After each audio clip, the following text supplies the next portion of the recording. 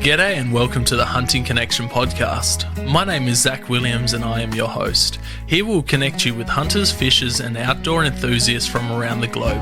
This podcast will share hunting and fishing stories, including past experiences, and tackle the tough hunting stereotypes our community faces. We hope to be a positive influence to those outside the community while also having a laugh along the way. Hope you enjoy the podcast.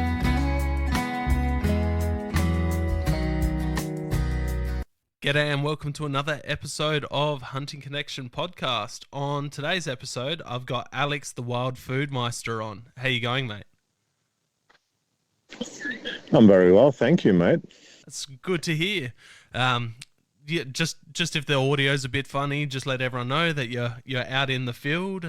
You camped up on a nice bridge underneath the tower right now, so you could be here with us. Yeah, tethering of a sketchy mobile phone reception, so hopefully this all works. It's all good. It's not the first time it's happened, and it won't be the last. You know, us outdoorsmen, you know, the call of the wild just calls to us, and everything else goes out the window sometimes. Yeah, it does, doesn't it? It sure does. So we'll jump straight into it. What's your hometown story? How did growing up there shape your love for the outdoors? Well, as the name Wildfood Meister suggests, I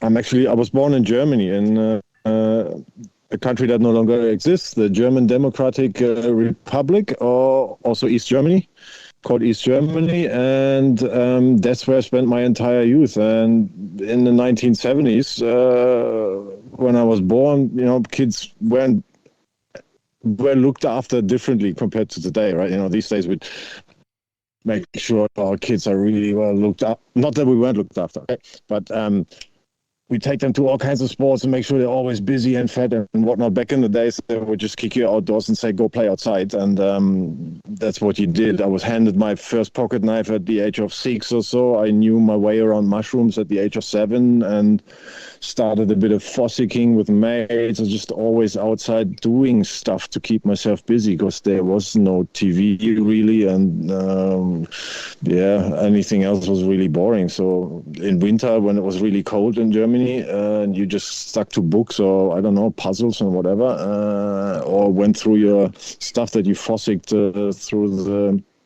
the summer. Yeah, beautiful. So that's how I got into.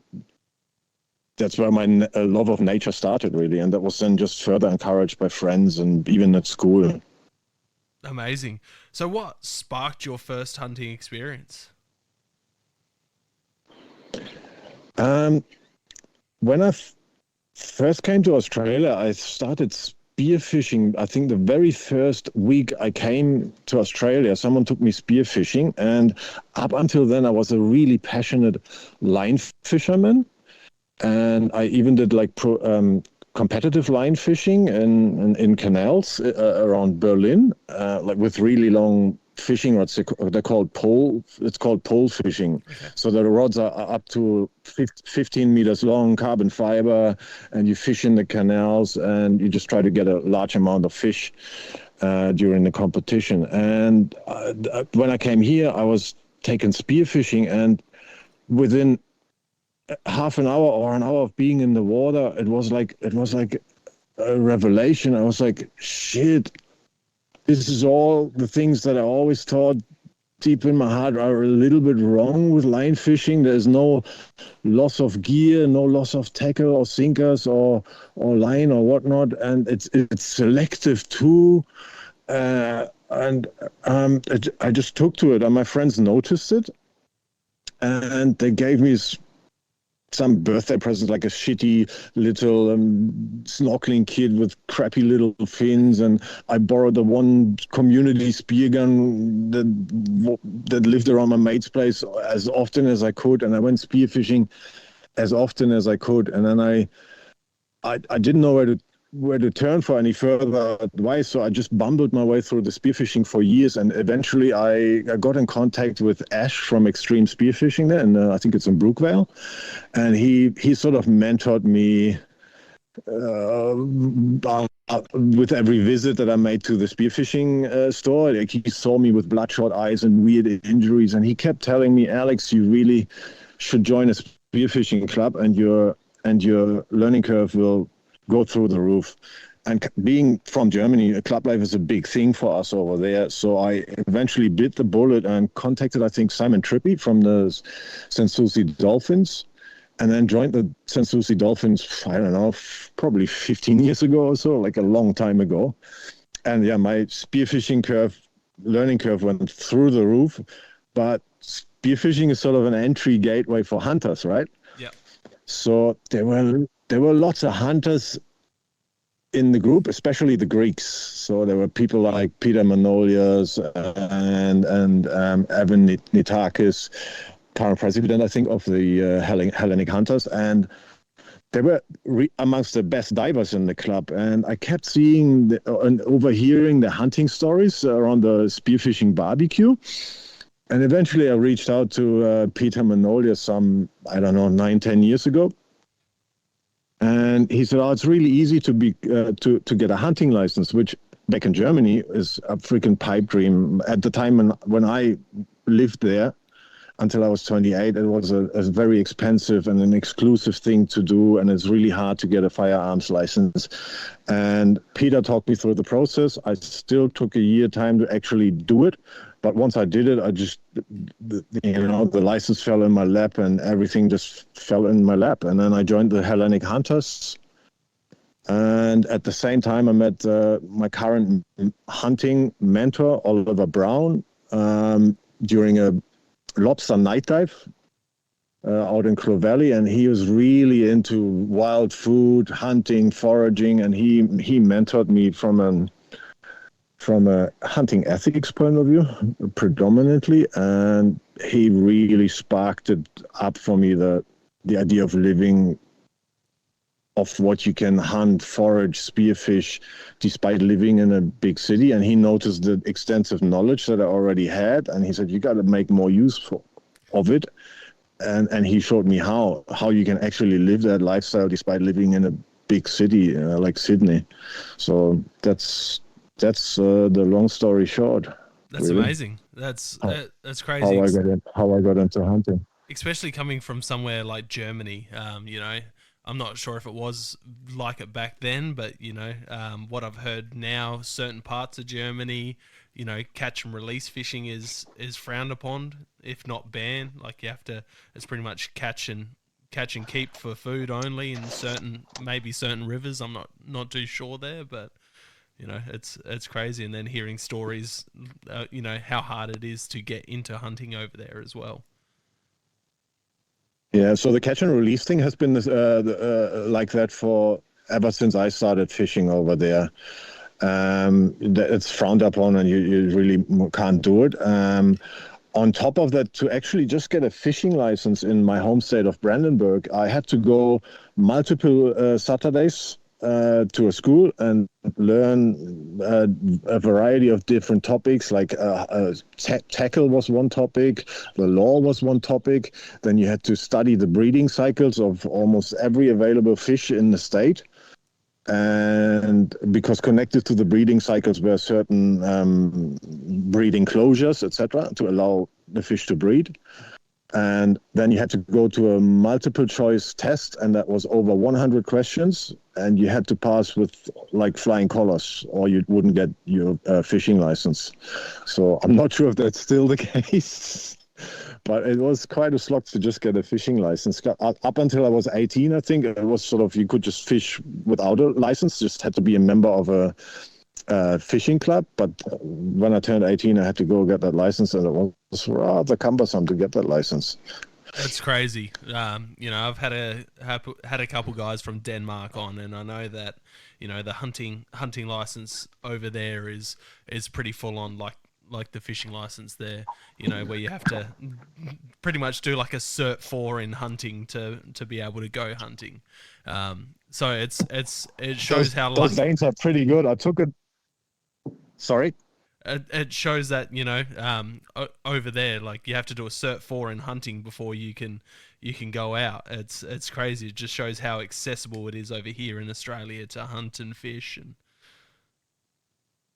Yeah, I had a Danish hunter reach out to me once on, I think it was on the State Forest Hunters group, and I took him on that very mountain there yeah, beautiful. behind us. And yeah, what that guy taught me and told me, it was insane. The knowledge he had. I mean, he was also a vet, but he explained a lot of things about animal anatomy to me and life cycles, etc. I found his knowledge was extensive, just unbelievable. Yeah, I ran into these two Danish hunters in New Zealand while I was over there, and then got chatting to them, and then did a podcast with them, and just the knowledge that they have from the courses that they have to do to be able to hunt over there. I'm pretty sure it was like a 100 question test, but you have to get 100%, otherwise you don't pass. Yeah, and then they have, I think in Australia there's current discussion around lead-free ammunition, etc. And my Danish hunter, he also told me about the fact that they went through a similar phase in Denmark, using stainless steel projectiles or other stuff, and in the end they reverted back from memory because there were too many ricochet issues, and they just hadn't got the ammunition right yet. Yeah. But what they have nailed, though, I think they have a very interesting shotgun ammunition. I was told they have shotgun ammunition with actual clay or little stones, manufactured stones inside rather than lead and or steel. That's crazy. Yeah, no, I haven't. Which makes it more eco-friendly to shoot around vineyards and stuff. Yeah, that's cool. It'd be definitely something to look into. But it blows my mind, like the whole European hunting fishing style compared to the Australian style, where here, we pretty much don't have to do anything to hunt or fish, but we have a lot of issues with, people not knowing the anatomy, people not knowing what calibers to use, in the fishing sector, people not knowing what they're catching, and then the size and the size limits, where over there you have to almost do a degree to be able to do it. So there's positives for both ends, but you don't want too much regulation, but you don't want not enough regulation where people don't know what they're doing either. Yeah, it's a fine line you got to walk there. Like I like spearfishing in Tasmania, for example, and I hold a Tasmanian fishing license, and I'm forever getting updates about, new slot limits and size limits and closures, and there's even different zones all over Tasmania with different rules apply. You really got to stay on top of this, or you get in trouble.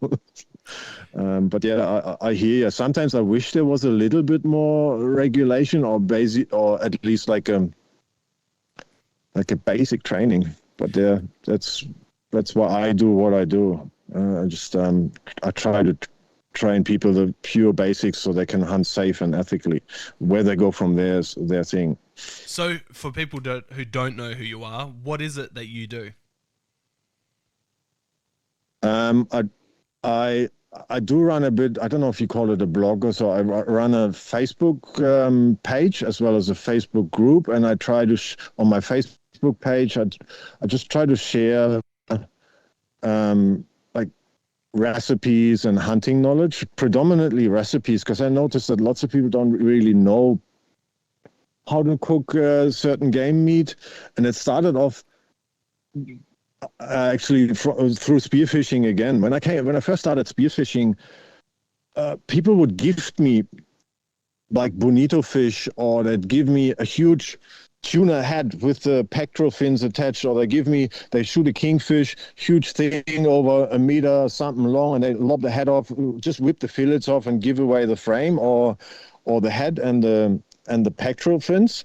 And then I would take that home and I'd cook it and read up on it and find ways to cook it. And, these days you go to a restaurant and you get served the pectoral fin in a fancy restaurant of a kingfish because it's a really nice piece of meat. And I no longer get hand-me-down bonito from people who used to say, "Oh, they're crabfish. They're not even good for bait or whatnot." So, and, the vision or the view on certain foods and species has changed, and it's not my mission, but my passion is to change the same view around some of our feral animals, in particular goats. I'm really fond of goats, and I cringe and sometimes get a bit angry sometimes when people say you can't eat those old or stinky billy goats. Well, yeah, you can't eat them raw or so, but there's ways to go about it, and if you prepare them right, dress them correctly, then they can be perfectly palatable.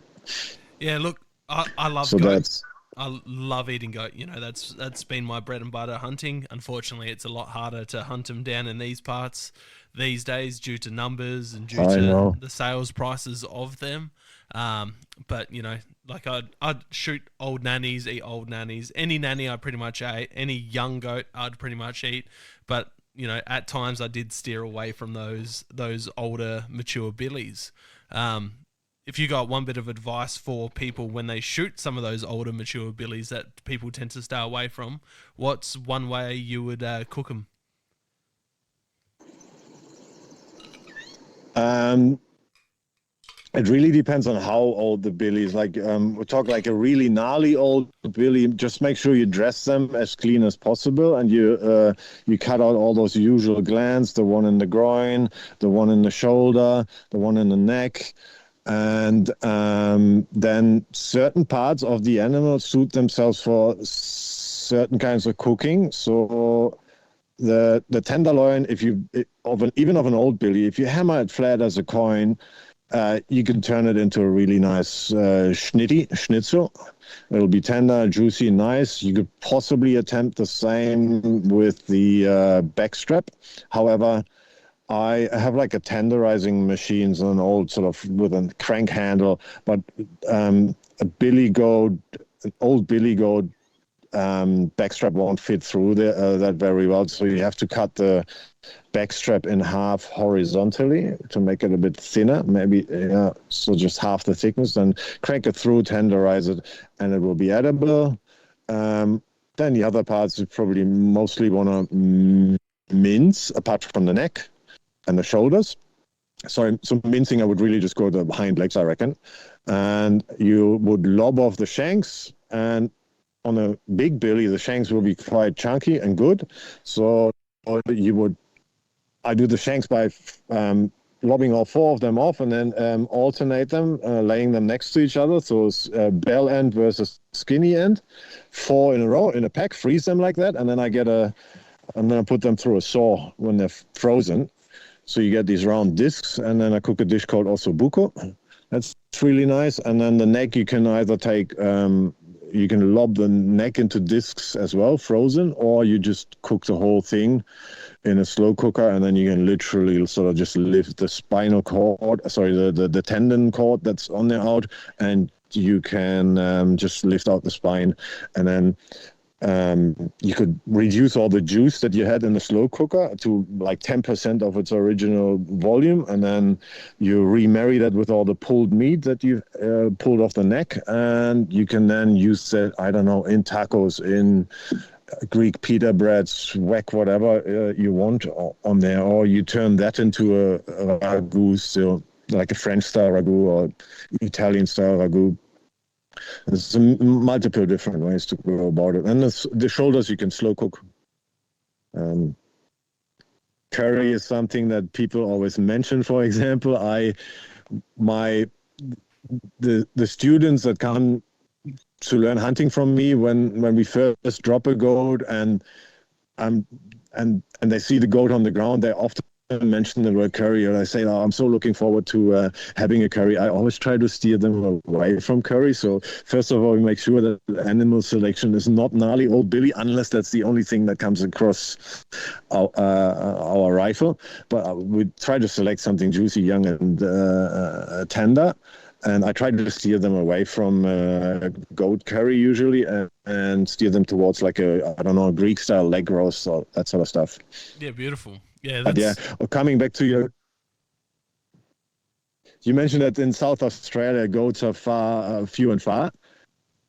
earlier. In parts, yeah. In- Yeah, so one of the most asked questions we get in the goat hunting group is from people in South Australia and in Victoria where they can hunt goats. It's like if I had a dollar for each time that question is asked, I'd probably be halfway on my way to being a millionaire. Yeah, it's pretty hard to get access down here. You know, being South Australia, we have no public land access whatsoever.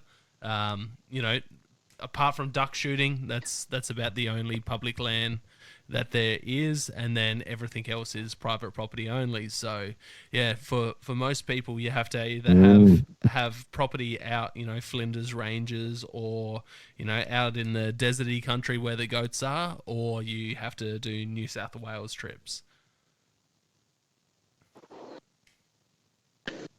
Well, how long would a New South Wales trip be for you personally? I guess Oh, it's depending where it is, you know. We're about 4.5 5 hours from the border, from being in Adelaide.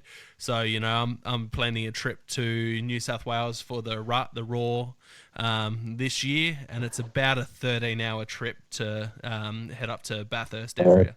dear, dear God.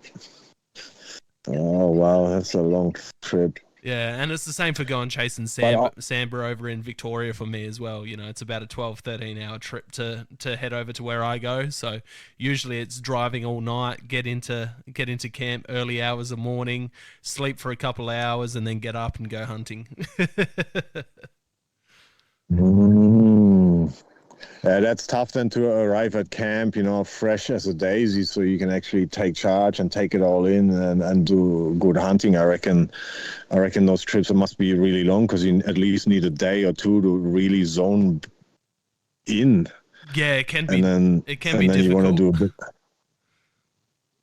It definitely can be Wow. difficult. Well, I do not envy you. I'm rather spoiled. So this is where I am now. That's where I keep some of my bees, and it's a 2-hour drive from where I live. Yeah, And beautiful. there's goats up that hill most of the time, and yeah, I cannot complain, but I don't envy the people that have to drive a lot. Yeah, I feel for you. it's a difficult one, especially having a youngish family as well and a wife that works full time. So organising trips around then, you know, they tend to only be short trips. But if you know, with the trips, I try and do all my driving at night so that I get the days for hunting, and you just have to drink a shit ton of coffee in the mornings. So on those trips, how is the pressure for you then to bring home the bacon, so to speak? You know what I mean? Like how does it feel when you're out in the bush there and you've driven God knows how many hours and you have only a set period of time on what public land in New South Wales? Well, New South Wales, I haven't done. I only did one trip last year, and I flew over there. So driving Okay. up to the same property this year. So we flew up Friday night. We got to the property. Like I flew up straight after work. Got to the property. You know, 10 o'clock ish. Got up first thing in the morning, hunted all day the Saturday, hunted the Friday morning, and flew back Friday night for work Monday. So unfortunately, that trip up we weren't successful, but we got a good lay of the land. So that was good. So hopefully it pays out in this coming rut raw. Wow, that's not only strenuous, it's also expensive. It is. It is. Oh, It's mate. You gotta have a good spouse on the other end to put up with that. Like you're missing from family, you know, there's a financial expense, and then you're coming home empty-handed. I'm very fortunate. I have an amazing wife, and I'm fortunate to have lots of all of my fallow properties are fairly close by, so I can keep the freezer full Ah, with fallow and rabbit and hare. And you know, we're pretty close to the ocean here too, so we've got lots of fresh seafood, squid, good. blue crabs, and then you know we've got a bunch of reservoirs and the Murray River within an hour as well. So we've got lots of wild food would, close by, but those trips are, scouting, trying to get new species. I was very fortunate last year. I did 2 Samba trips to Victoria, and I was able to bring both trips. I was able to shoot a Samba, and the last trip I was able to bring nice. 2 Samba back. So lots of venison. Yeah, I'm yet to shoot a Samba.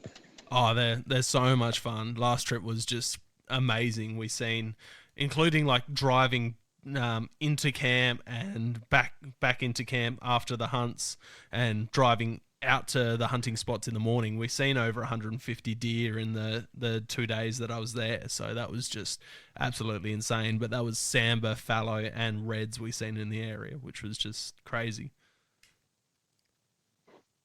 Wow. Sounds like a dream.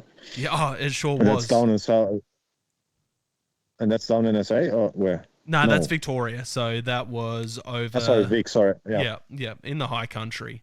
So just seeing the deer numbers over there compared to over here is just absolutely insane. And being able to have all that public land over there is just insane. Victorians don't understand how lucky they are. Well, I do travel down there once a year or so to hold a little workshop, and every time I travel, I see plenty of deer just side of the road kind of thing, and it blows my mind always. Yeah, beautiful. What workshop's that one that you go down to? There's a guy called Wally Chiang, and he runs a little thing called Naturally Sufficient.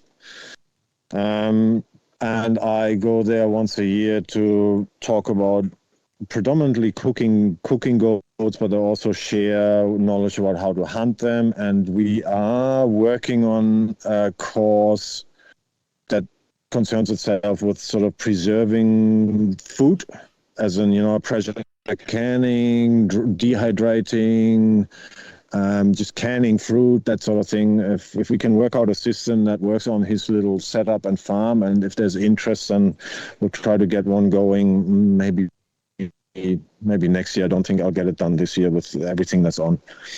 Yeah, beautiful. But yeah, it's a nice little setup that works. Yeah, beautiful. Well, I was fortunate enough to meet Wally when he came down to South Australia end of last year with his son. We went out for a fish with our kids together, so we didn't get anything, but it was a really nice time, and the kids got to meet someone new, and got to have a good chat to Wally. So he's a top bloke, and anyone looking at getting into hunting and wanting an awesome class, go check out his course in Victoria. Naturally Sufficient. Yeah, does really good courses. He had a pretty good sort of holiday thing for kids on over Christmas, and Big Pete and Little Pete hold courses there as well. Big Pete does bow hunting, I think. Little Pete just deer hunting, and he's got a chef that does courses there as well. So it's a pretty neat setup, and the variety of people that comes down there for the courses is always really interesting. Like I thoroughly enjoy doing the courses down there. I'll learn as much from the folk that are participating there as they learn from me. Yeah, that's amazing. It's so good to see a bunch of these classes popping up in Australia. There's more and more every year, which is amazing to see. You mentioned that you're going to go see Dodge from Accurate Hunts tomorrow morning.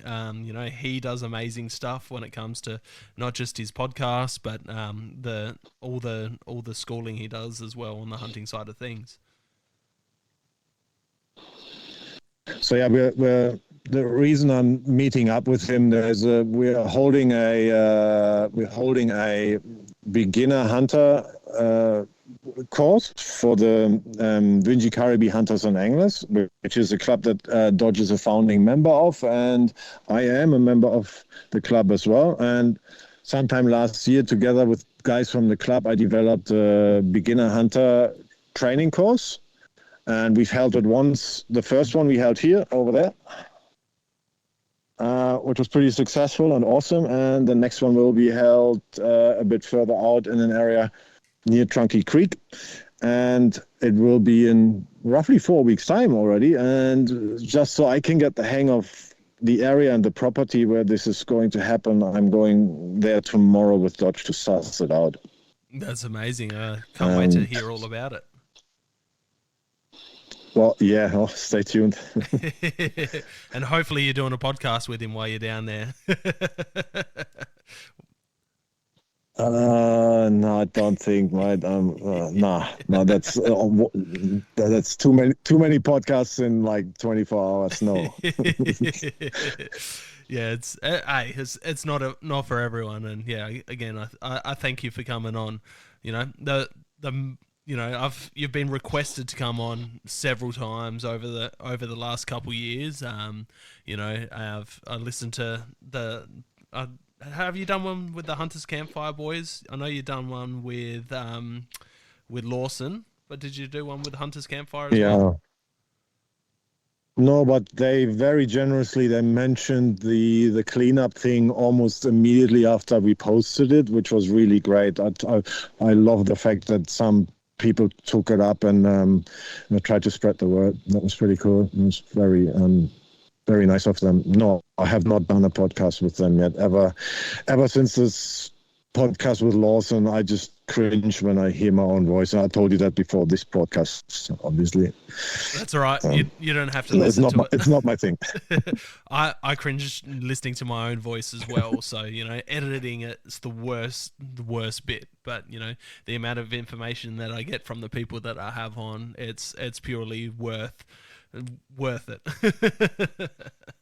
Well, I'm relieved to hear that these podcasts are edited. I'm much more relieved now. I throw the word edited out there quite loosely. This is more, put together and then released. If someone says something that they want taken out, then I can edit that out. But it's pretty much a natural conversation between a couple people. So that's how I prefer listening to podcasts. As unedited as possible. Okay. But you mentioned there the cleanup thing. Let's jump into that because that's one of the big reasons I've got you on. It's seeing what you're doing is amazing. Seeing the interest not just in New South Wales but other states, other people in other states wanting to do similar things or get on board with you and organise their own cleanups, which is just freaking awesome to see. Yeah, that only came out in the last couple of days, right? So I'm still taken aback by that. I mean, when I first came up with the idea, I would have loved to do it bloody, Australia-wide, but then I had lots of people to whom I reached out for advice and brainstorming, and they said, nah, just scale it back a bit so you can't fail as phenomenally. So I scaled it back big time and organized what I did organize. Yeah. But the way it came about, this cleanup was, again, through spearfishing. When I started spearfishing, I don't know how, I noticed that all my spearfishing buddies, they're all picking up bits of pieces of rubbish and putting them in their catch bag.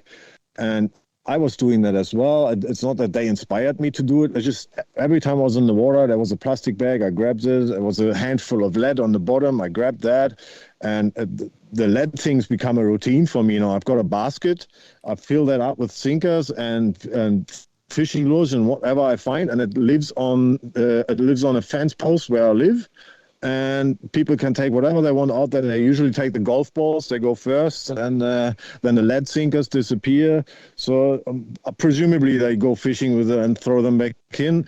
But yeah, so that's a bit of a recycling circle there. But long story short, I at the same time when I noticed that we are actually all doing that, there was a guy, I think he's in Queensland, who started a Facebook page called Rubbish Spearos.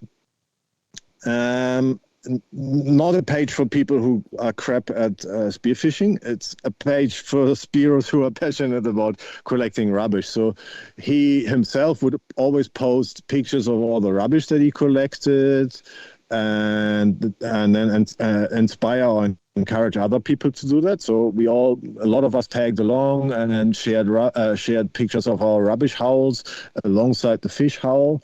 And then I thought, oh, mate, why would my mates and I do that individually? I mean, it's fun to share that on Facebook, but why can't we make a coordinated effort? So in our spearfishing club, we have sort of social events as well as competitive events, where we compete against other spearfishing clubs, etc.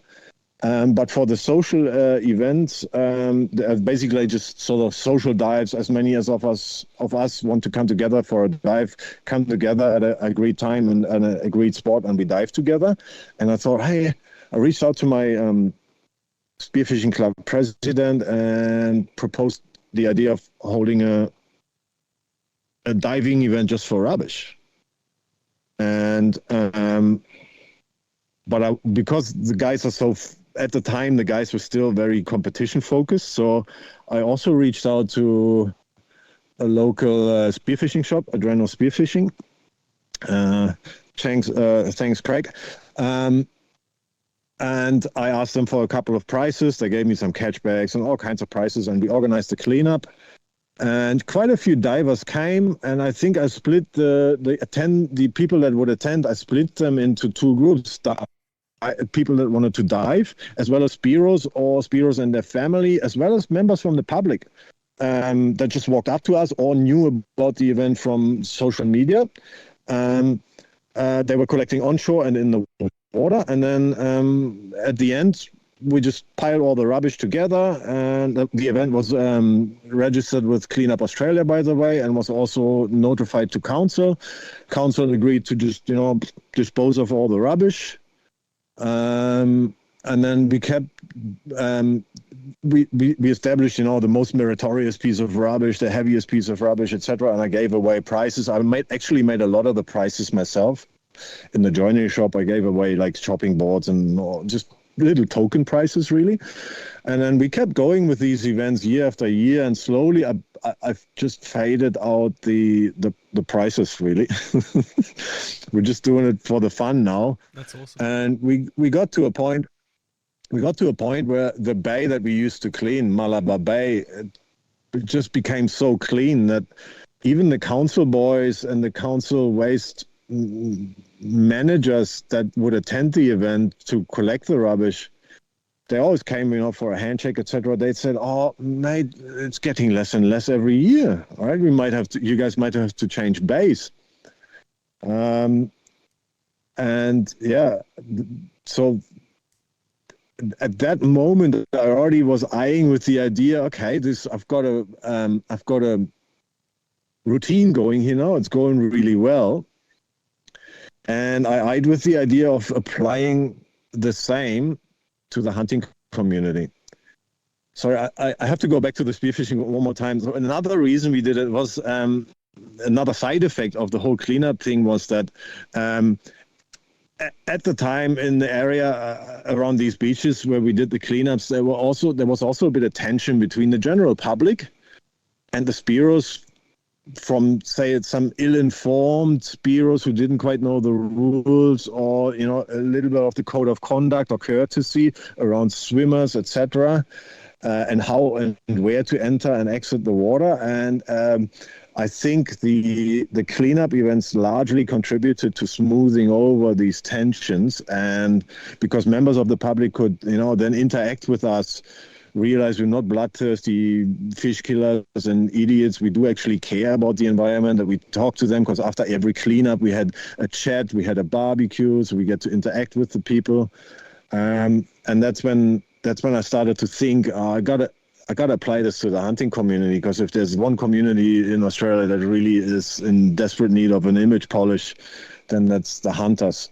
So it's not purely about the image polish. It's also about cleaning up and doing something for the environment, because there's same. If you look at the State Forest Hunters Group, for example, you see lots of people posting, "Oh, look at this campsite. I came here and it's all, half burned beer cans and rubbish strewn everywhere, and half finished or half stripped carcasses, etc.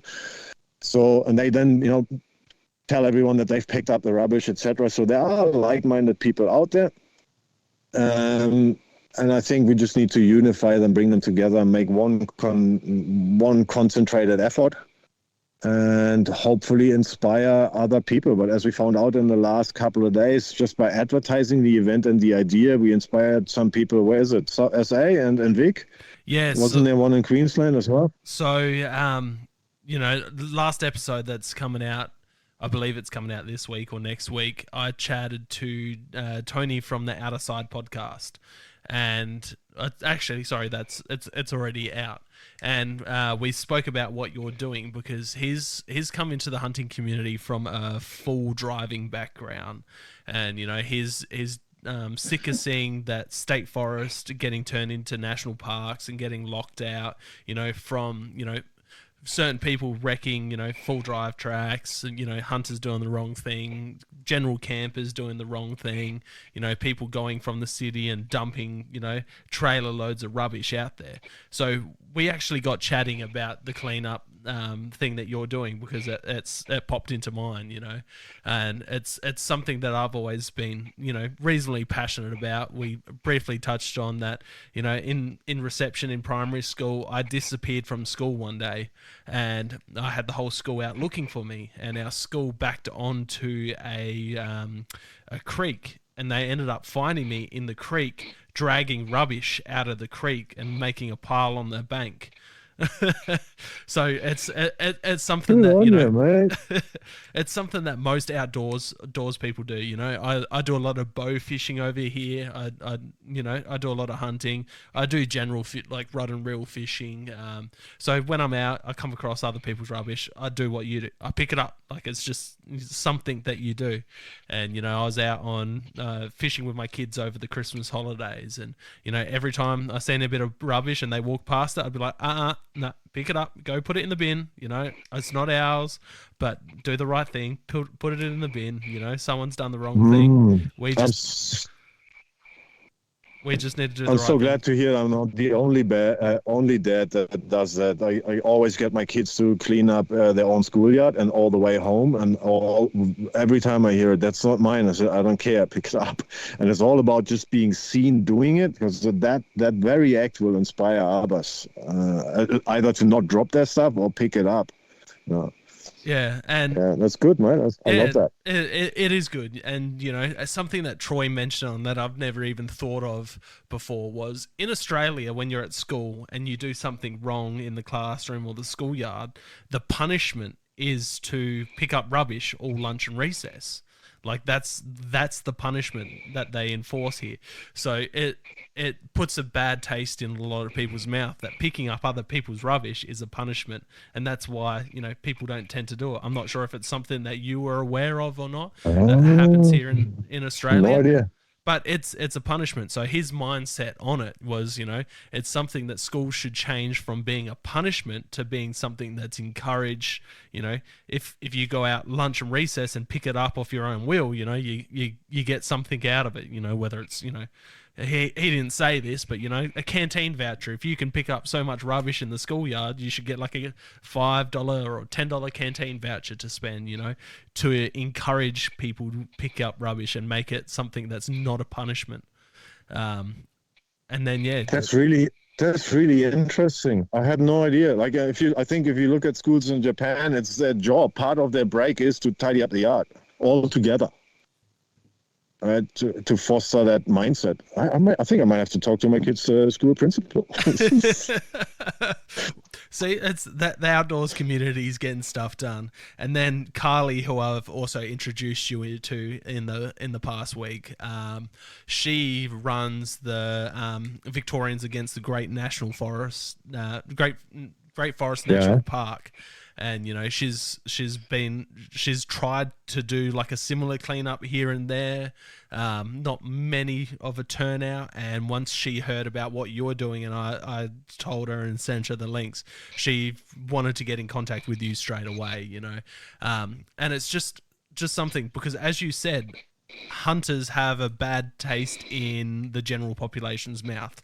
So if we can do something that betters the environment, puts hunting, full drivers, and just other outdoor recreation users out there, doing something good, it's going to, unsour that taste in the general public's mouth, because they're seeing that we're actually out there respecting the environment that we're in.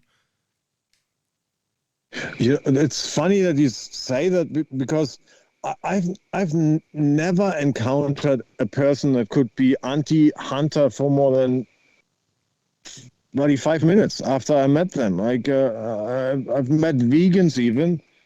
I've taken my the husband of my vegan yoga teacher, who's also vegan, hunting. He's now a proud bow hunter.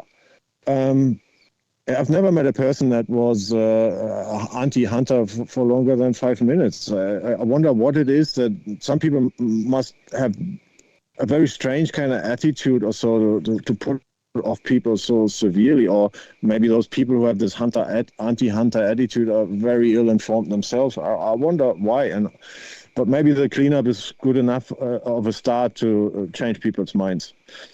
Yeah, that's it. Like, you've got the whole Disney side of thing and just general movies where the hunter is the bad guy, he's the asshole, he's the person, like he's the villain in the movies, Like you turn to the movie. I'm not sure how many movies you watch. You're a pretty outdoorsy guy. You might not be watching too many movies, but one of the Wolverine movies, he comes across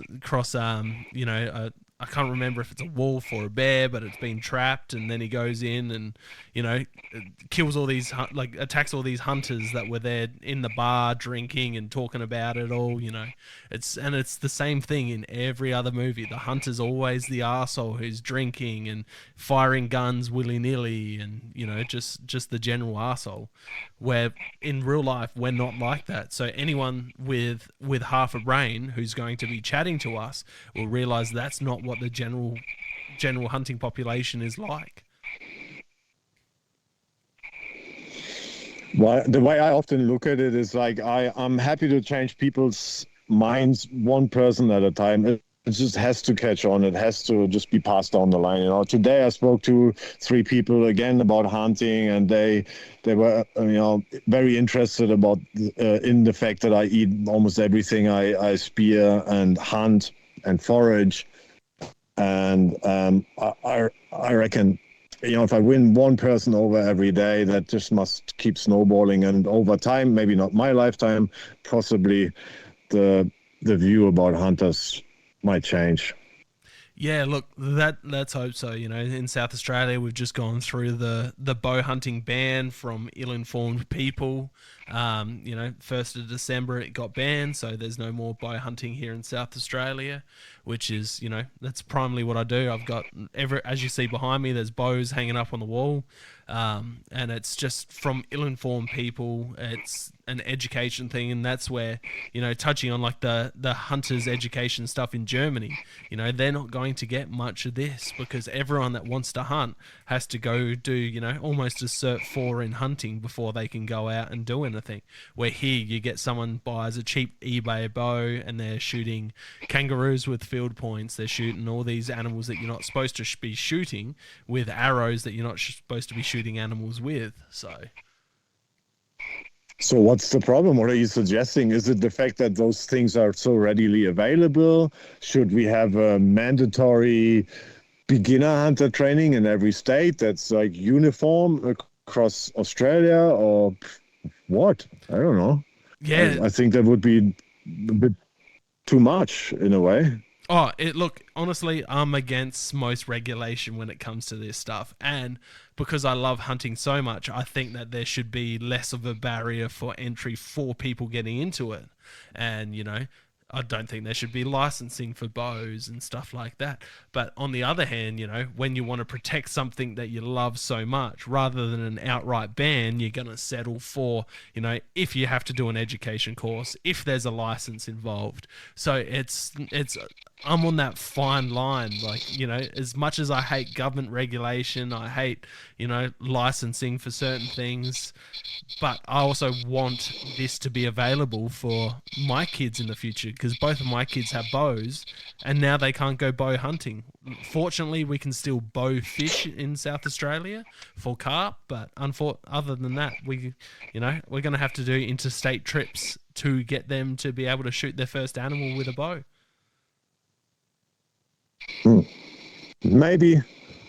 Maybe we should make club membership mandatory, and then make it mandatory that every club has to have a beginner hunter education course of some quality, maybe a standardized quality, but who's going to sit down and work that one out? Again, I'm just... On paper, it sounds good, but I'm not a club member. I've never been a club member. I've stayed away from clubs just because, I don't like the politics that goes on, and I've never been a big fan of politics. But because of this podcast, with all the stuff that's going on around Australia, I've been diving deep into the political stuff and chatting and learning more about the political issues that we're facing as hunters and outdoor recreation. So it's so difficult because I don't think that you should be a club member to go out and hunt. You should be, ethics should be everyone's first thought. But, obviously that's, from what we've seen in the past, it's not what people think about. Mate, I'm a big advocate for club life, simply because of this epiphany that I had, or the massive learning curve I had. The exponential learning curve I had when I joined the spearfishing club. You learn more by standing around a barbecue at a hunting club or spearfishing club meeting about hunting or spearfishing than you would learn by yourself on bloody YouTube or elsewhere on the internet, in my view. Because there's people there with different mindsets, different opinions, different age brackets, etc.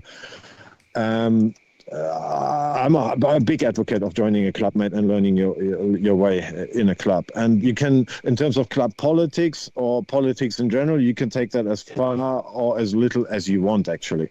You don't have to get involved and become a board member of the club or whatnot.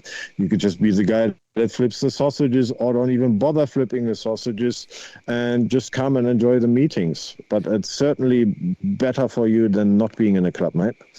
Yeah, look, I get it. If you have good clubs that, are going to give new members a fair go and, let them be involved in the group activities or the club hunts and all of that stuff. We've got a great spearfishing club here in South Australia, the Golf Spearfishers, run by Dave Schofield. He's been on the podcast, and he's bloody brilliant. The stuff that he does is just next level. His daughter Dakota, she's probably in her mid-teens now. She was in her early teens when she first came on the podcast, and they are bloody brilliant. But, I've had a sour taste left in my mouth from friends that have joined certain hunting clubs in South Australia. And, it's just the senior members, they push all the newer members out, and it's only for, the senior members get all the best access, and then the newer people tend to get pushed out, from what I've heard and what I've seen from being outside and seeing these other people. So it is hard. Short-sighted. Yeah, I get it. No, look, in the Vinci Caribbean hunters and anglers, I think we do the very opposite. We try to really involve the new members and young members in particular, and same in the Sanssouci Dolphin Spearfishing Club, mate. I've been in that club for a very long time now. I've been on the committee. Not so much anymore, but a long time ago we came up with the rule that when we identify a new person coming to a club meeting, you can tell, they're a bit sort of a wallflower and whatnot. We have this rule that every committee member knows that person mustn't be a wallflower for more than 2 minutes, mate. If that person stands there for 2 minutes feeling unappreciated, that's not cool. You go over there, you strike a conversation. And if you have stuff to do for the club, you just wave over to another club member and you say, hey, this is so-and-so. He's here to join the club. I got to go flip some sausages. Can you please take care of him or show him the rounds? It's not hard, mate, to make someone welcome. And introduce them and weave them into the fabric of the club, because after all, they might be shy in the beginning, they might be young and inexperienced, but I swear they have something to contribute, and that might be something amazing. And to do what you just mentioned there, that people sort of lock things away and keep it all close knit, I think that's rather short-sighted and silly. Yeah, and I agree, and that's why I've tend to stay out of the whole club thing, and I kind of just do my own thing. I introduce myself to new people. I go out of my way to take new people out and catch up, whether it's just fishing or bow fishing. I try and take it. At least a dozen people out a year, or go out with a dozen people. Or if there's someone that's getting into hunting and they've got a property but they don't know the basics, I'll go out and tag along with them and just have a chat with them and point out things that they haven't seen. And I think that's how clubs should be. I know that the ADA clubs here are slowly getting that way. I know Victorian ADA clubs, from chatting to people, are really, really good. And I know that, there's a bunch of great hunting clubs in New South Wales and Queensland. So we just need more of it. And it is harder in South Australia because everything is private property only. People like to keep their private properties close to them, because if you take someone new out and then they go back with friends, and I hear all sorts of stories all the time, where at least in Victoria and New South Wales you've got access to public land where you can go out and take someone out new and show them the ropes, and it's okay for them to go return. Yeah, I hear. Yeah, there's a challenge with that, but yeah, I mean, doing what you're doing, that's just the best way, because if you take someone out and share your knowledge, share your access, share your location knowledge about spearfishing or fishing or whatnot, then and that kind of attitude will rub off on them, and hopefully they will do the same. I had a education course which I did with a farmer up in Glen Innes early, I think last year or so, and it was the first time that we ran it. And it's a beautiful property. It's got plenty of deer and goat and whatnot on it. And I advertised it, and I had lots of sort of, I call them tire kickers, not in a derogative kind of way. A lot of people who said they wanted to come and book and then never did, and only one person booked. And it's an 8-hour drive for me, okay, from Maruba to this property to teach this person. And the farmer said, "Hey, how many people have we got? How many people are coming?" I said, one person." And he goes, "Al, I think you should cancel that. It's not worth your while." I said, "Well, financially it isn't. I'll earn after the cost of driving 9 hours both ways, like 18 hours in total, and all the fuel and the cost of running the course, there's not much money left in the end. But what it does is we'll train one more person. I'm pretty sure that one person will be absolutely blown away, and he will be an ethical and a responsible person, and therefore he'll be eventually an advocate or an ambassador for our way of life." And the farmer smirked a bit about it, and we made sure that boy had a really good time. I think we loaded him up with, I can't remember the exact constellation, but in total 7 or 8 animals. We stuffed his 120-liter esky so full, his little Subaru was on his knees, right? And we sent him home with all the, we sent him home with all that meat, and sure enough, he shared that around. He shared all that meat around in his little community, right? And sure enough, a couple of months later, I get a phone call and said, "I'd like to come back with my friends." So we did another course, with 2 of his friends who came all the way from Queensland. And I had the same approach. It's only 3 people. It's just about financially viable for me and the farmer to do that. But it's 3 more people out there who will advocate on our behalf. And that's how people need to start looking at this stuff. Just share. Yeah, look, 100%. And that's what I'm about. I've hunted ever since I could remember. Well, before I could remember, I've been taken out by my grandpa, and growing up, seeing him bring so many people into the sport, taking them out for their first shoot, take them out for their first animal, taking them to the range. is just imprinted in me, and that's why I love to share my passion for the outdoors, taking people out for their first fish, for their first hunt, for their first shoot. I take a bunch of guys from work out all the time. Well, that's awesome. I bet they have a good time. Sorry, I had to just duck out. It's getting so dark here, and I'm a bit worried that it's get hit by a car or something. Nah, all good. Adjust yourself. I can pause if you like, if that's gonna. No, Nah, it's all good. The tethering still works. Yep, all good. So yeah. Okay, cool. Well, I'm still here, mate. You might not see me, but I'm still here. I'm listening and I'm answering. Nah, all good. Yeah, like I said, seeing my pop take so many people out, teach so many young kids to shoot. It's instilled on me, and then I've been taking guys from work out. They've gone out since then and got their firearms license. One of the guys, he'll be coming up to New South Wales with me for his first actual hunting trip this year, so he's stoked about that. But his wife also went and got her firearms license. So just by that simple act of taking him hunting, it's got 2 more licensed firearm owners out, which is just awesome. And then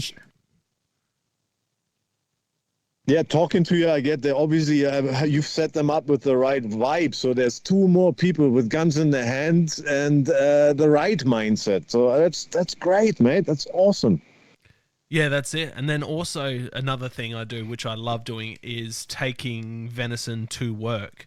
And it's all cut up. I give it to people to take home, but I also cook it up for lunch as well. So like I've done venison poppers, I've done venison carpaccio, I've done ribs, we've done a slow cooked a couple of slow cooked shoulders here on the Weber, and it's just handing it out to the guys at work, the office girls, the office guys that have never had anything like that before. And I've taken heart in there, I've taken liver, and I've shared all that around as well. So it's awesome to get these people to try. Yeah, I've done the same when I started hunting. I shared it around as much as I could. Just wanted that freezer empty again so I could go again. But what inadvertently happened to me was that through sharing it around, I got access.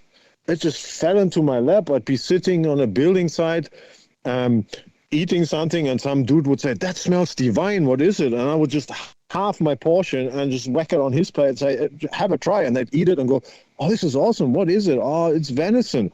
"Venison? Really? You can eat that?" And that guy happened to have like a phenomenal property with heaps of deer on that he didn't know what to do with, or that you could shoot it and eat it. And I was able to hunt his property then, just by sharing a meal with him. Yeah, maybe that luck turns for you as well eventually, and some access will fall into your lap just by sharing meals or food. But yeah, that's the spirit. I like that you have the same, that we share the same spirit and ideas. Yeah, look, it has led to opportunities, not just access, but opportunities and friends as well. Just chatting to customers, and I've made some great friends out of it just by introducing them to the fact that I hunt, and they knew nothing about it. And now I rock up to a building site and I'm known as the hunting guy, and the first thing they go, "Oh, have you been out hunting lately? Where have you been? What have you shot? What are you cooking with it?" And it's just opening these people's eyes. So they might not ever go hunting, but they know that when something's happening in the the political side of things, they go, "Oh, I know Zach, he's a good guy. I'm going to vote this way because he is so passionate, and that now I know hunters aren't a bad people." Yeah, that's what I meant with being advocates and ambassadors. Yeah, I like that. Yeah. It's good. And then jumping back to the cleanup thing you're doing, that's the one of the massive benefits for it. Look, it's great that it's going to put hunters and other outdoor recreational users in a positive spotlight, but it's going to be great that you've talk about who you're actually working with the cleanups that you have organized. You've got four organized so far from what I've seen. So yes, when I decided to do this cleanup, actually I've been trying to get this forest cleanup off the ground for the best part of almost 3 years, mate. So I've reached out to lots of hunting related businesses and hunting clubs, etc. And I was often told, yeah, nah, and I tinkered with it and just kept asking friends and family members and mentors, etc., and really not procrastinated, but sort of refined and worked on the idea. And eventually I thought, I got this, man. I'll just do it. I can't really find clubs to really jump on board with. So I reached out to Dodge, knowing that he's an ambassador for Blood Origin Australia. And he said, "Yeah, man, I'm happy to support you and happy to help you out." But I was very specific with what I wanted from him. I said, "You don't need to organize the extra cleanup. You don't need to put gloves on if you don't want to. But what I need help with, because I'm a tech crusty dinosaur and social media totally inept. I need you or the Blood Origin people to really help me with the social media side of things." So they were on board, and then I reached out to DPI and didn't get a reply for ages. I reached out on every channel they had, Facebook, phone, email, and didn't get a reply. But I did reach out to forestry as well, because the forests are, I think, owned by forestry. So there's two different interest parties, right? Forestry as well as the DPI hunting. So I reached out to forestry just to float my idea past them, and within hours they said, "Yep, that has happened before in the past. Some outdoor users have organized the cleanup, but it hasn't been one for years or so. We love the idea, and in the past we've supplied skip bins. More than happy to do that. How many do you want? Where do you want them?" That's amazing. And I was taken aback. By their, by the way they wanted to commit themselves. So I then reached out to my mentors in Blood Origin again, and I was told from every side that I should not go, state-wise or wide, all of New South Wales, every state forest kind of thing, because my mind just started squirming. I was like, "Oh, we can do this massive, and this will be huge." And it was suggested to me to do only one forest and do it really well. But with this, emailing this lady there from forestry back and forth, I got the vibe. I think I can do four. So I kept the people in the know. I kept them in the know of that I'm organizing one forest. But I reached out secretively to a couple of friends of mine, and only one of them, Chris Ball. He lives in Oberon, and I said, "Mate, there's a forest on your doorstep. Forestry has agreed to get me skip bins, any forest I want. You literally live within an eye shot of that forest. I really need this thing to happen. I'm begging you. Can you run a cleanup site for me? As in, I will organize you, tell you how to organize it, but I'd like you to fill out the paperwork for Clean Up Australia, etc., which he has done and he has agreed to." And I begged him. I said, "Run it if you have to with your family." But turns out his cleanup site will be probably one of the most visited ones. He has a massive work crew already good to go. Probably must be edging close to 20 people now. Amazing. And it's not a very big forest either. I think once we amp up the advertising, he will get more and more. So that's one side, Blenheim State Forest, just outside Oberon. And then I was confident that I could run one side by myself.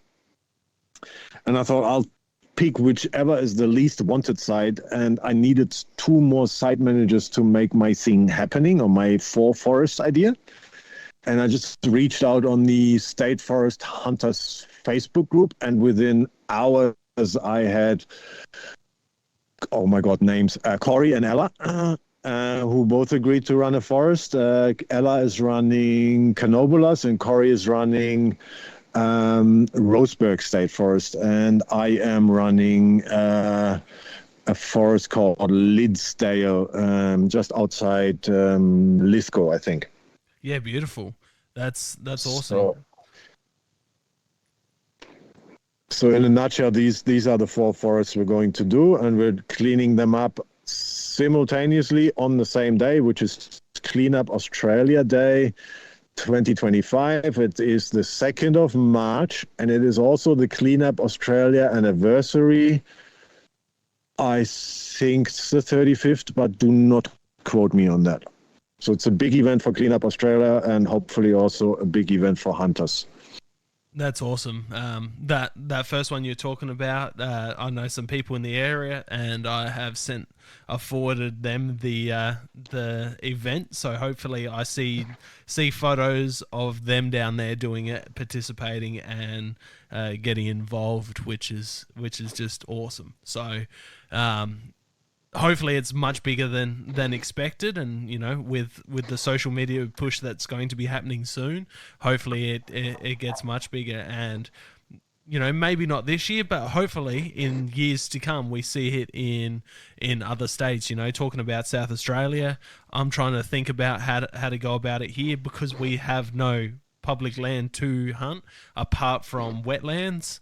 So I'm thinking maybe we I get in contact with a couple of other groups to do like a wetland cleanup, where the duck hunters go, because duck hunters have a sour taste in the general community's mouths lately due to the animal activists that hammer it pretty hard every year. So I'll personally be reaching out to some organizations to see if that in the future, don't have enough time to get something sorted by March now, I don't think, but I'll reach out to them to see if they can get something off the ground, because it would be pretty cool to see in the future that many other states get involved.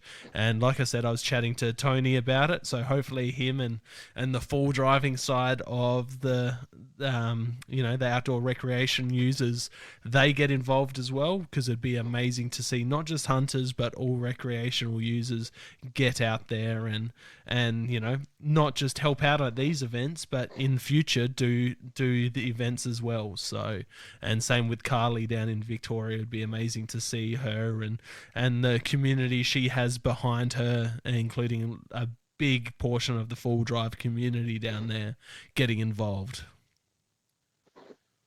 Yeah, that would be great, man. That would be my wildest dreams, that takes off and takes a mind of its own.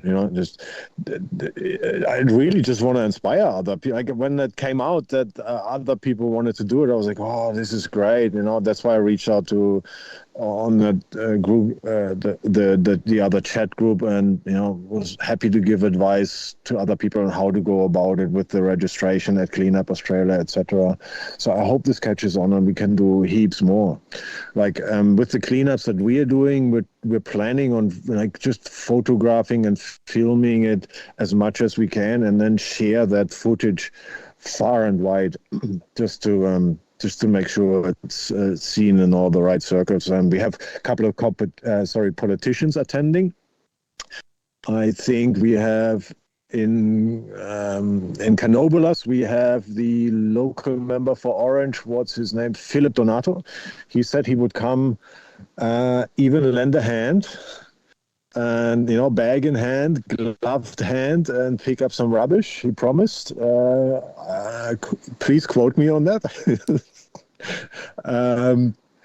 Just to put the pressure on Phil. And I am still chipping away on Robert Borsak from the Shooters Farmers Party.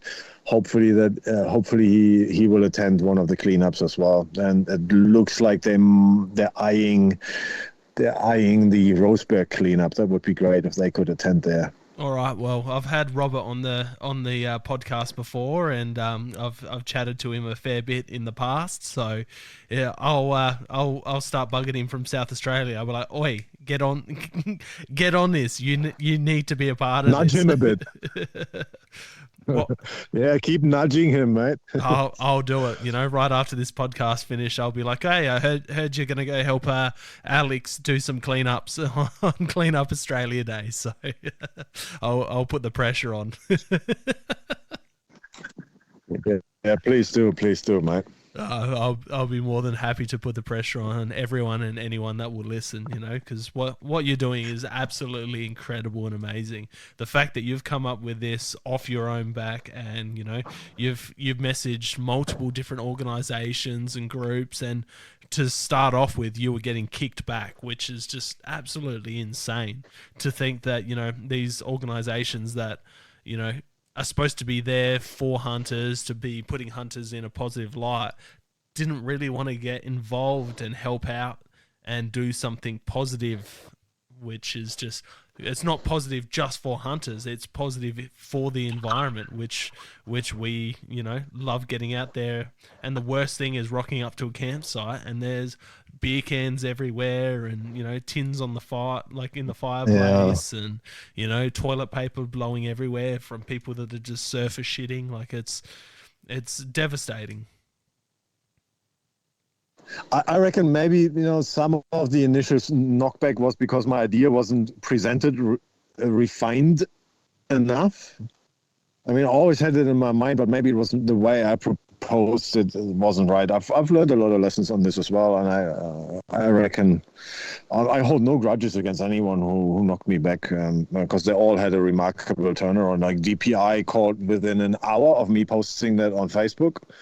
On the Facebook Hunters group, I got a call from the boss of DPI Hunting, and they said that would love to be involved and how they could get involved. I cheekily said, well, you could come and put on some gloves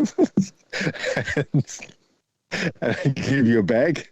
But we agreed that they might just come and set up an info stand and just be present. But I haven't heard back from them yet. They might actually be on holiday still. Oh yeah, fingers But crossed. yeah, I hold no grudges.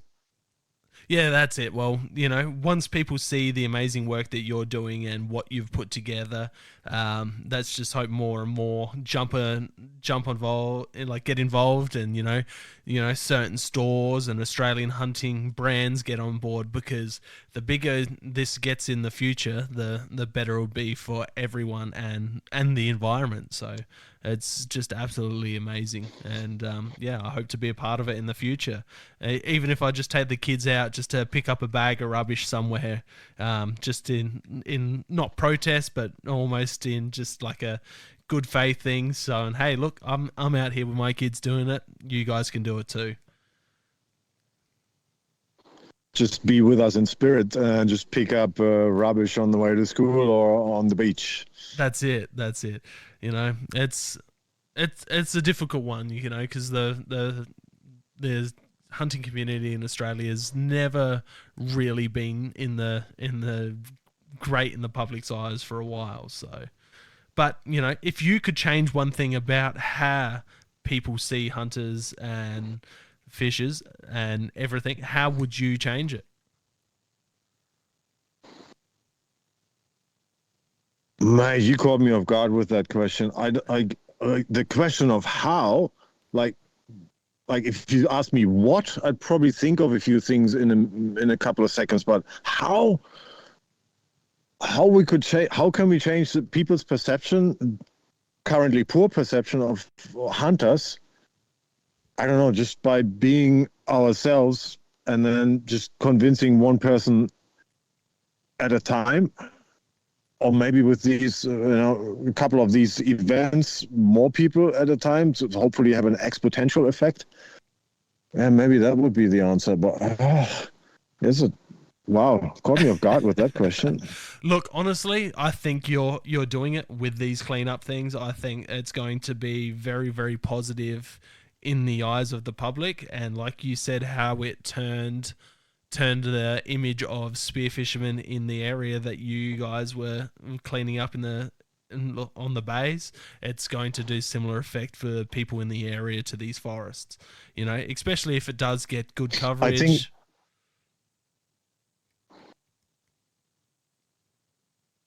Oh, I was done. You can keep going. Oh, sorry.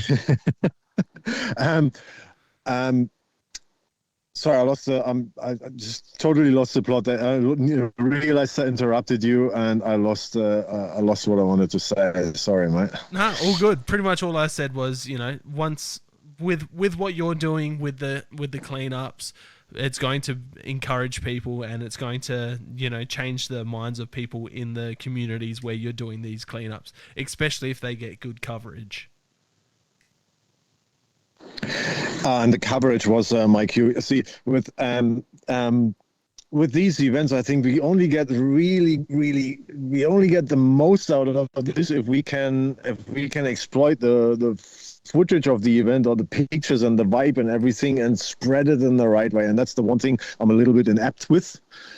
And that's why I reached out to Blood Origin, and I hope they get it right. And if there's any other people in the hunting community out there who think they have a knack for it, or they want to help in some way, just feel free to reach out to me, because I don't know how, but I know that if we capture the vibe somehow and get it out there, then that will be better for all of us. That's it. Are you guys doing like a certain dress code out there? Are you encouraging people to wear camo out there, or is it just, casual dress, That's a good idea, right? We might go fancy dress on my location. Actually, yeah, haven't thought about that. Just because, like, if you're putting stuff out there and it's just, the everyday guy just in, jeans and a shirt, everyone's going to be like, oh, it's just an everyday guy. But if you get everyone out there in camo, they'll be like, hey, look, it's hunters, Yes, you're not hunting. Yes, you don't need the camo, but it's going to instill that image in the public's eyes. Okay, I hear you. All right, yeah. Okay. Yeah, I reckon I might then encourage camouflage, and I encourage high-vis heads of some sort. This one. Yeah, that's it. Thanks. Still food for thought. I'll think about that, but yeah, it's a good idea. I haven't thought about that. I'm just free ball, like free spin here, just going off of it. But yeah, it's just one of those things that, the more things like this that come out is going to be better for the general community. And, just everything that you're doing, from the, the hunting classes that you're doing, from the recipes that you put out through your page and your groups, and just how positive you are, that's just going to do wonders for the community. Thank you. It's really nice. Thanks, mate. It's a nice compliment. Thanks. Not a problem. Like, this whole podcast is about connecting other, like, hunters with hunters, and, making connections myself with other people from all around Australia and the world who are in this in this environment. And, the last year, since it's gotten very political, I've made some, well, since the podcast has been started, I've made some amazing connections and made some amazing lifelong friends from it. But this last year, with, it hasn't come out yet, but it will be out by the time this episode's come out. I just had Aussie from Aussie Reviews on, and he's doing amazing stuff on the political side of stuff, especially, putting a lot of media coverage onto the bans that are happening through Western Australia, and all these other things that have been proposed all around Australia. And his just reviews on firearms, we discussed how, when you're buying a firearm in Australia, you can't just go test it. It's you have to know someone that's got that firearms for you to be able to have a shot before you buy it, and it's a big investment. So it's quite a difficult thing. So having more people out there like putting this type of media out, like Dodge, and all these other podcasters like the Hunters Campfire guys, it's just amazing to see, and the communities that are following them and the people that want to help. So hopefully doing podcasts like this, it's going to encourage people to get off their ass and, go help you with your cleanups in New South Wales. Yeah, I bloody hope so, man. And thanks for having me and spreading the word. Not a problem. Well, one last question before I let you go. It's getting quite dark there, and you're sitting out there in the. I'm assuming it's getting colder. But in your own words, what does hunting mean to you?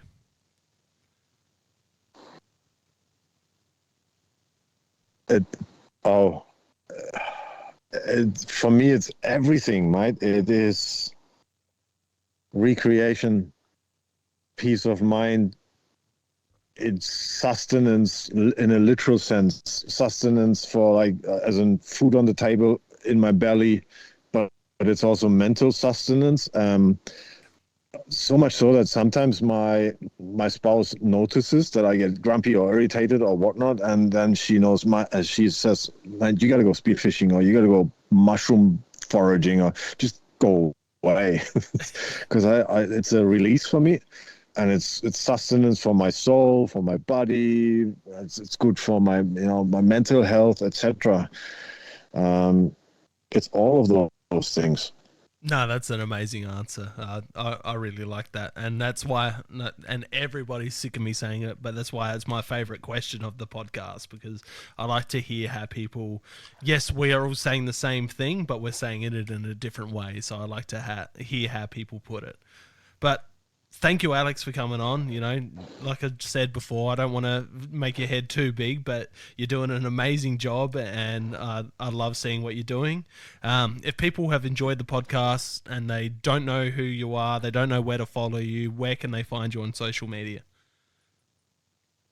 They can find me on Facebook and Instagram, and what do you call it? The handle Yeah, is the handle. Wildfood Meister. And I also have a website, wildfoodmeister.com.au, as well as wildfoodmeister.com, I think. The website is pretty crappy. It's not great. We're still tinkering with it, but eventually I will move all my recipe ideas and blog posting, etc., to the website rather than Facebook, because turns out Facebook is a bit, what do you call it? Biased or racist? No, racist not, but biased. But I recently found out I only have some, I don't know, 900 followers on Facebook because Facebook is hiding me somehow. Well, thankfully Actually, for that, Mark Zuckerberg's come out saying that things are changing on Facebook, and a lot of this, hiding people's profiles is going to be going away, and they're going to be desensitizing all of Facebook. So fingers crossed that helps with growing platforms like yours. Great, because apparently I offend the community standards. So, well, hopefully that will improve then. That would be great. I might stay on Facebook then. Well, fingers crossed you do. Yeah, thanks, mate. So it's the Wildfood Meister on Facebook as well as Instagram, and just wildfoodmeister.com.au on the interweb. And what's the group that you run on Facebook as well for people interested in? Oh my God. I founded the group, but what's it called? Feral Goat Hunting Australia or Australian Feral Goat Hunting? I am not entirely sure. I think it's Feral Goat Hunting Australia. Thanks, mate. Nah, that's all good. Yeah.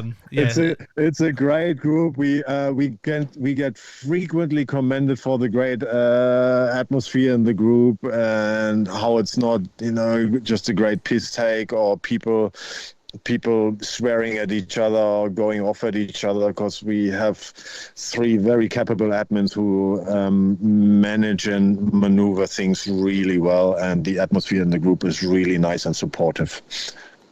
Yeah, it's definitely one of the nicer groups on Facebook for information and just all round positivity, which is great to see.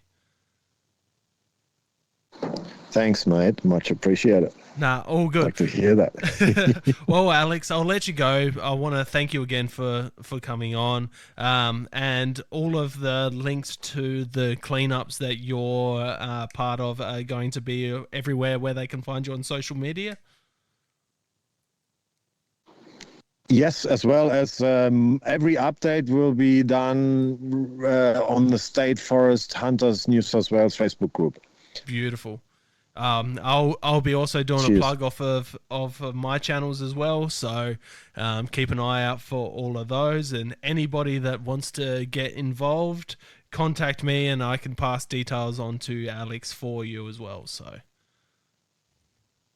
Yeah, or alternatively, if you feel like organizing a cleanup of your own somewhere in New South Wales, I can talk you through how to approach forestry and DPI, and we'll try to make it happen possibly for the same time somehow.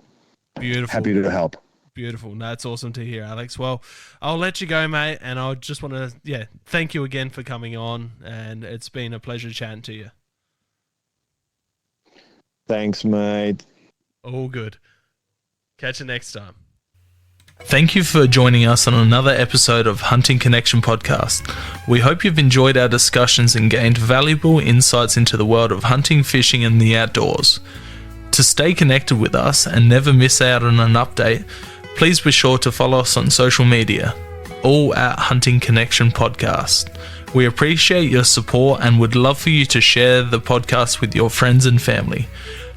Don't forget to tag us in your hunting photos on social media and let us know about your experiences.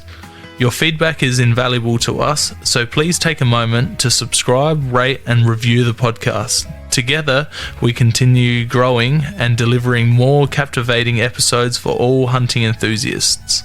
Stay connected, stay informed, and keep pursuing your passion for the hunt. Until next time, happy hunting.